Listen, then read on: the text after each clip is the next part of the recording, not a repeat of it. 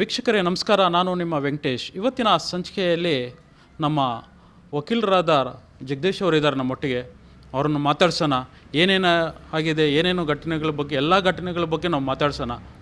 Sir, ಕೊನೆಯದು ನೀವು ನಮಸ್ಕಾರ. ನಮ್ಮ ಜನಕ್ಕೆ ಏನು ಹೇಳ್ತೀರಾ? ಏನು ಹೇಳೋದು, ಕೊಡಿಯಲ್ಲಿ ಹುಟ್ಟಿದ್ದು ಬೆಳೆದಿದ್ದು, ಒಂದಷ್ಟು ಹೋರಾಟದ ವಿಚಾರಗಳನ್ನ ಹೋರಾಟ ಮಾಡ್ತಾಯಿದ್ದೀವಿ. ಸಮಾಜ ಸುಶಕ್ತಿಲಿರೋದು ನಮ್ಮ ಆಸೆ. ಅದಕ್ಕೋಸ್ಕರ ಒಂದಷ್ಟು ಧ್ವನಿಯನ್ನು ಎತ್ತೀವಿ. ಒಂದಷ್ಟು ತೊಂದರೆಗಳು ಸಹ ಜೊತೆಲಿ ಆಗ್ತಾ ಇರ್ತದೆ, ನೀವೆಲ್ಲ ನೋಡಿರ್ಬೋದು.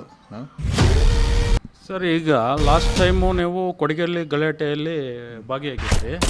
ಅದೇ ಕಾರಣಕ್ಕೆ ನೀವು ಇದಕ್ಕೆ ಹೋಗಿದ್ದು ಜೈಲು. ನೋಡಿ, ಬೆಂಗಳೂರಲ್ಲಿ ಬೀದಿನಲ್ಲಿ ಡ್ರಗ್ಸ್ ಸಿಗುತ್ತೆ.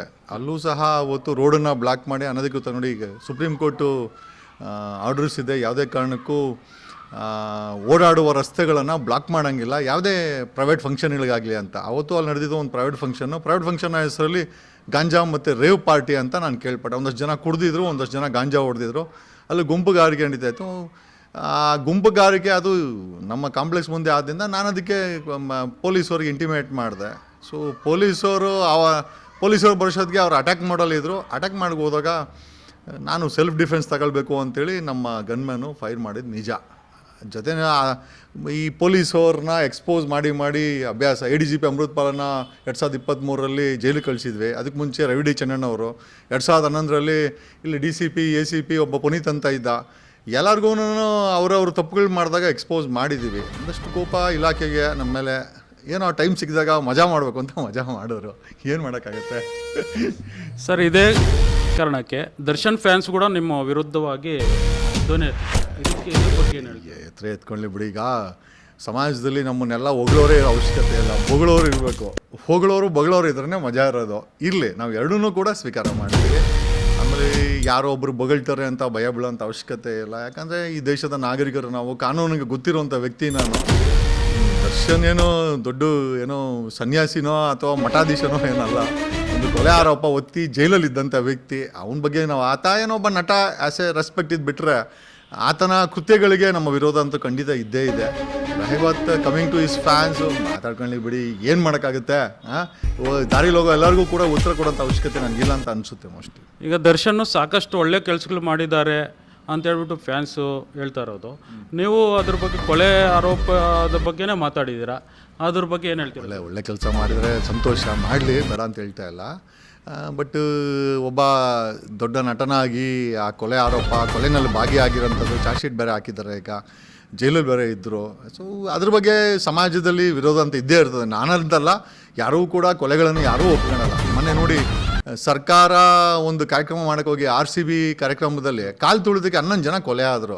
ಸರ್ಕಾರದ ವಿರುದ್ಧನೇ ತಿರುಗಿ ಬಿದ್ದರು. 5 ಜನ ತಲೆದಂಡ ಆಯಿತು. Bengaluru city police commissioner, additional commissioner, DCP ACP ಮತ್ತು ಕಬ್ಬನ್ ಪಾರ್ಕ್ ಇನ್ಸ್ಪೆಕ್ಟ್ರು ಎಲ್ಲ ಅಮಾನತಾದರು. ಕಂಪ್ಲೇಂಟ್, ಇನ್ಫ್ಯಾಕ್ಟ್ ನಾನು ಕೂಡ ಕಂಪ್ಲೇಂಟ್ ಅದರಲ್ಲಿ ಕಬ್ಬನ್ ಪಾರ್ಕ್ ಪೊಲಿಟಿಷನಲ್ಲಿ ಇಷ್ಟು ಜನರ ವಿರುದ್ಧವಾಗಿ ಕಂಪ್ಲೇಂಟ್ ಕೊಟ್ಟಿದ್ದೆ. ಹಂಗಾಗಿ ನೋಡಿ, ಒಂದು ಕೊಲೆ ಆದಾಗ, ಒಂದು ಆಘಾತ ಆದಾಗ, ಸಮಾಜಕ್ಕೆ ಒಂದು ಕೆಟ್ಟ ಸಂದೇಶ ಅಥವಾ ಒಂದು ಭಯ ಭೀತಿ ಆದಾಗ ಖಂಡಿತವಾಗಿ ಅಲ್ಲಿ ಕಾನೂನು ಕ್ರಮ ಆಗುತ್ತೆ. ಈ ದೇಶದಲ್ಲಿ ಸಂವಿಧಾನ ದೊಡ್ಡದು, ಸಂವಿಧಾನಕ್ಕಿಂತ ದೊಡ್ಡದು ಯಾರೂ ಅಲ್ಲ. ಅದು ದರ್ಶನ ದೊಡ್ಡವರಲ್ಲ, ನಾನು ದೊಡ್ಡವರಲ್ಲ, ದಯಾನಂದ್ ದೊಡ್ಡವರಲ್ಲ. ಮೊನ್ನೆ ಬೆಂಗಳೂರು ಸಿಟಿ ಪೊಲೀಸ್ ಕಮಿಷನರ್ ದಕ್ಷ, ಆಮೇಲೆ ಇದೆಲ್ಲ ನಡೀತಾ ಇತ್ತು, ಪ್ರಮೋಷನ್ ನಡೀತಾ ಇತ್ತು.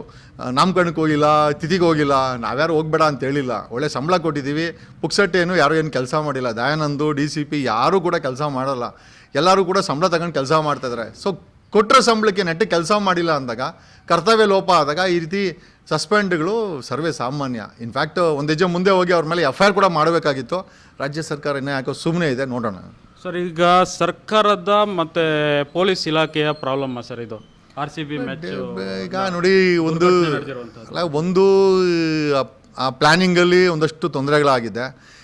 ಎರಡನೇದಾಗಿ ಸರ್ಕಾರದ ಡೆಪ್ಯೂಟಿ CM ಜೆರ್ಸಿ ಹಾಕ್ಕೊಂಡು ಪ್ರಮೋಷನ್ ಮಾಡಿದ್ರೆ, ಉಚ್ಚಾಟನ ಮೆರೆದ್ರೆ, ಇನ್ನು ಇವತ್ತಿನ ಯುವ ಜನತೆ ಬಿಡೋ ಡೆಪ್ಯೂಟಿ CM ಜೆರ್ಸಿ ಹಾಕಂತಾರೆ, ಡೆಪ್ಯೂಟಿ CM ಕ್ಯಾಮ್ರಾಮನ್ ಇಟ್ಕೊಂಡು ಪ್ರಮೋಷನ್ಸ್ ಮಾಡ್ತಾರೆ, HLಗೆ ಹೋಗಿ ಒಬ್ಬನೇ ನಿಂತ್ಕೊಂತಾರೆ, ವಿಧಾನಸೌಧಕ್ಕೆ ಬಂದು ಎಲ್ಲರನ್ನೂ ಮನೆ ನೆಂಟ್ರಿಗಿಂಟ್ರು, ಮಕ್ಕಳು ಮರಿ ಸ್ನೇಹಿತರು ಎಲ್ಲ ಕರ್ಕೊಂಬಂದು ಫೋಟೋ ತಗೊಳ್ತಾರೆ ಅಂದಾಗ, ಸೊ ಅವ್ರಿಗೆ ಅಷ್ಟು ಹುಚ್ಚಾಟ ಇದ್ದಾಗ ಅಥವಾ ಅವ್ರಿಗೆ ಆ ಥರ ಇದ್ದಾಗ ಇವತ್ತಿನ ಯುವ ಜನತೆ ಅವರು ಆ ಕಾರ್ಯಕ್ರಮದಲ್ಲಿ ನೂಕು ನುಗ್ಗಲು ಆಗಿದ್ದಂತೂ ನಿಜ. ಬಟ್ ಅದನ್ನು ಸರಿಯಾಗಿ ಒಂದು ಪ್ಲ್ಯಾಂಡಾಗಿ ಮಾಡಬೇಕಾದ್ದು ಬೆಂಗಳೂರು ಪೊಲೀಸರ ಕೆಲಸ. ಬೆಂಗಳೂರು ಪೊಲೀಸರು ಮಾಡಿಲ್ಲ. ಆಮೇಲೆ ಈ ಬೆಂಗಳೂರು ಪೊಲೀಸ್ ಸರ್ ಅವ್ರಿಗೆ ಮಾಹಿತಿನೇ ಕೊಟ್ಟಿಲ್ವಂತಲ್ಲ ಸರ್, ಪೊಲೀಸರಿಗೆ ಜಾಸ್ತಿ ಈ ಥರ ಆಗತ್ತೆ, ಈ ಥರ ಪ್ರೊಟೆಸ್ಟ್ ಕೊಡಬೇಕು ಅಂತ. ಅಲ್ಲ, ನಿಮಗೇನು ಅನಿಸುತ್ತೆ?